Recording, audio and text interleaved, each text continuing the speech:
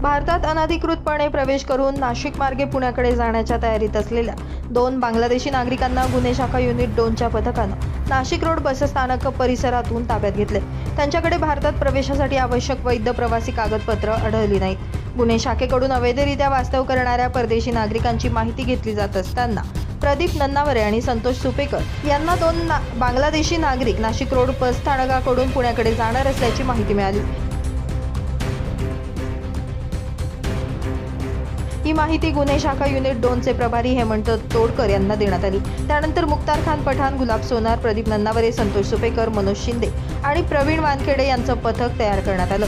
Nashik road Damini पथकातील सोनाली बागुल आणि ज्योती पवार यांचाही पथकात सहभाग होता। पोलिसांनी नाशिक रोड बस स्थानकातील पोलीस चौकीजवळ सापळा रचून मोहम्मद साकिब मुल्ला वय 22 राहणार खुलता जिल्हा नायरल बांगलादेश आणि नाहिदा बादशाह मुल्ला वय 21 राहणार सगोलसिरा जिल्हा नराईल बांगलादेश यांना ताब्यात घेतले। चौकशी दरम्यान त्यांच्याकडे कोणतीही वैध प्रवासी कागदपत्र नसल्याचं आढळून आलं।